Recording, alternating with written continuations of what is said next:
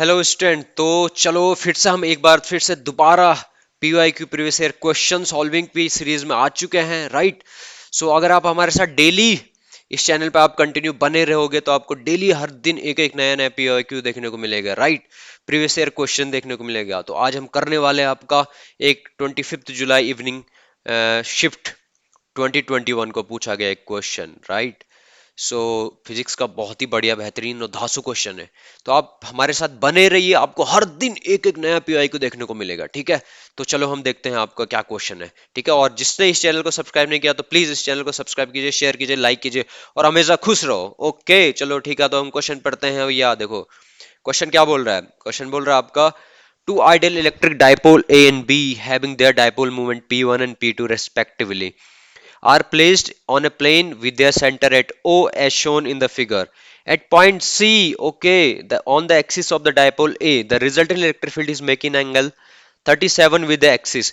The ratio of the dipole moment of A and B, P1 by P2 is okay चलो ठीक है ठीक है ठीक है भैया, हमें ये बताना है P1 बाई P2 का हमें रेशियो बताना है। तो देखो बेसिकली मैं थोड़ा सा क्वेश्चन इलोबरेट कर देता हूँ। आपके पास क्या है, एक डाइपोल ये है आपका, ये this one is a one dipole और ये वाला मेरा दूसरा डायपोल है,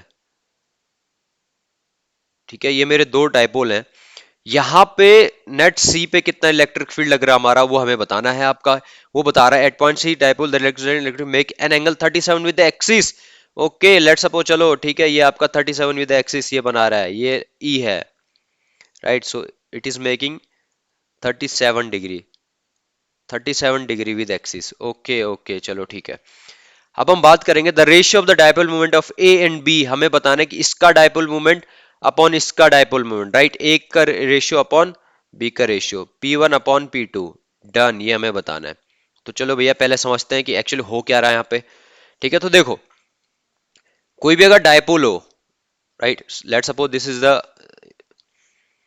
अ डायपोल, ये एक डायपोल है और ये ऐसा रखा हुआ है। Okay this is minus, this is plus. और अगर उसकी पर्टिकुलर एक्सिस पे this is the R distance, यहां से हमारी आर डिस्टेंस है, तो यहां पे कितना डायपोल होता है, राइट। डायपोल मोमेंट कितना होता है, कितना इलेक्ट्रिक फील्ड होता है, हमने पढ़ा है इलेक्ट्रिक फील्ड की वैल्यू यहाँ पे क्या होती है। ये क्या होती है हमारी, let's suppose this is I would say it's P1, right. तो P1 की जो वैल्यू होती है यहाँ पे, इलेक्ट्रिक फील्ड कितना होता है यहाँ पे इलेक्ट्रिक फील्ड होता है आपका 2kp अपॉन r क्यूब। समझे कि नहीं समझे, yes. So this is 2kp upon r cube. Okay in the same way अगर मैं बात करता हूं, ये तो एक्सेल पोजीशन की बात है। इफ आई से ये वाला डायपोल है, ये वाला डायपोल है, ये मेरा प्लस है, ये मेरा माइनस है। और इस पर्टिकुलर डायपोल के लिए ये वाला पॉइंट कौन सा होगा, ये जो सी पॉइंट है, ये एज ए कौन सा पॉइंट यूज कर रहा होगा, इक्वेटोरियल पॉइंट यूज कर रहा होगा। ओके इक्वेटोरियल पॉइंट के लिए इसके लग रहा होगा। तो यहां के लिए हमने डायपोल मोमेंट देखा था, वो भी उसकी डायरेक्शन क्या होती है, डायरेक्शन क्या होती है, सॉरी इलेक्ट्रिक फील्ड की डायरेक्शन क्या होती है यहाँ पे। Sorry this is not P1, this is actually an electric field, right. So this is E1। और यहाँ की अगर मैं बात करूं सी पॉइंट पे, इस वाले डायपोल के लिए, इस वाले डायपोल ने यहाँ पे, तो कौन सा लगाता है यहाँ पे, ये इस साइड लगाता है, इसकी डायरेक्शन इस साइड होगी, यस एब्सोल्युटली।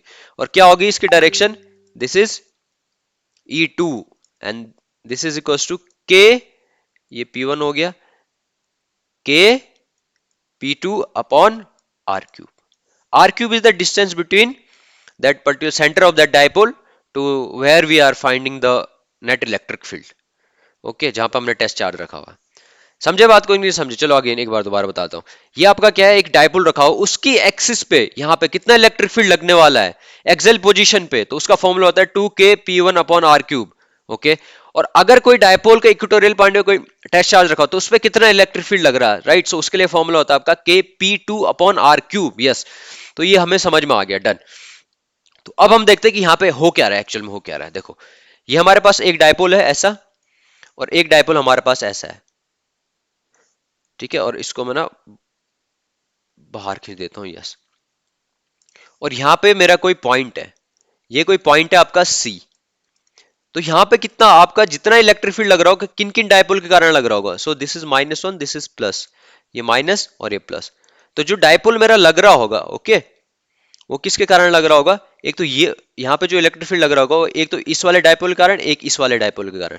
तो इस वाले डायपोल के कारण इसकी जो डायरेक्शन होगी वो ऐसे होगी, राइट, और इसकी इलेक्ट्रिक फील्ड की डायरेक्शन होगी तो इसका मैग्नीट्यूड कितना होगा, हमने अभी पढ़ा है 2k P1/r³। ठीक है भैया, और इस वाले के थ्रू ये वाला जो डायपोल इसके लिए इक्वेटोरियल पॉइंट के थ्रू में काम कर रहा है, तो यहां पे इसके लिए कितना इलेक्ट्रिक फील्ड लगेगा, ये लगेगा आपका K P2/r³। सिंपल है, K P2/r³। ओके, अब ये बोल रहा है कि नेट इलेक्ट्रिक फील्ड जो है वो आपका क्या 37 डिग्री पे बना रहा है, right, net electric field, right, net electric field. तो मैं मानता हूं लेट सपोज ये मेरा नेट इलेक्ट्रिक फील्ड है, दोनों का रिजल्टेंट ये है मेरा net electric field E net, और it is making 37 degree, okay, 37 degree with the X axis. ठीक है भैया, 37 degree with the X axis बना रहा है। अच्छा, और हमें पता है क्या पता है, साइन 37 इक्वल्स टू 3/5 होता है। Done. So sine 37 equals to 3/5 होता है। तो tan 37 कितना हो जाएगा, tan 37 हो जाएगा आपका कितना, सो हाउ मच, साइन होता है आपका परपेंडिकुलर अपॉन हाइपोटेन्यूज और tan होता है आपका perpendicular upon base, so it will be 3/4। Done done, ठीक है भैया, ये हमें आ गया। सो 3/4 हमारा tan 37 होता है। तो यहाँ पे भी कुछ नहीं है, ये भी वही है।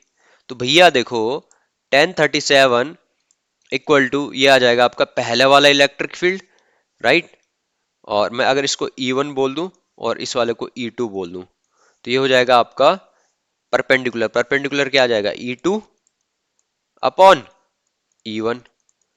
हम देखते हैं E2 की वैल्यू क्या है, K P2/r³। E1 की वैल्यू क्या है, 2k P1/r³।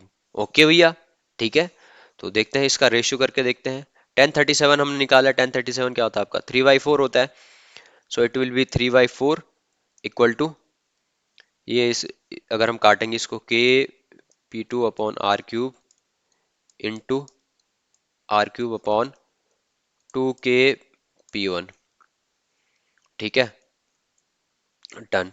तो k से k कटा, r³ से r³ कटा, और ये आ गया आपका P2/P1। और हमें निकालना क्या है एक्चुअली, राइट, निकालना क्या है, और नीचे नीचे 2 आएगा, 2P1।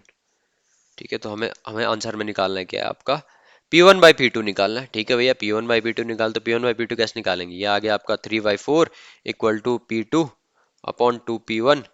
तो इसको ऊपर ले चलते हैं, ये आ जाएगा कितना, 2 से 2 गया, सो ये आ गया आपका P1/P2 equals to 2/3। So this should be our answer. ठीक है, तो चलो चेक करते हैं भैया 2/3 आपका कौन सा आंसर है, 2/3। 2/3 या option number C is the correct answer. तो भैया देखो हमने आज का क्वेश्चन सॉल्व कर लिया है। तो इसी तरह आप हमारे साथ बने रहिए इस चैनल के साथ, इस चैनल को सब्सक्राइब कीजिए और दूसरों को भी शेयर कीजिए, सो दैट आप हर दिन एक एक नया नया पीवाईक्यू के का फायदा उठा सके। हर दिन एक एक पीवाईक्यू करते जाओगे तो साल में 365 पीवाईक्यूज, राइट, फिजिक्स के, और कभी कभी हम 2 पीवाईक्यू भी करेंगे, 3 भी करेंगे। तो really it's really beneficial for you if you are attending these videos like regularly, I would say. Okay, so thank you very much. So please, अगर आपको कंटेंट अच्छा लगता है तो please subscribe and share with other peoples also, so that they may also get benefited. Okay, so thank you very much.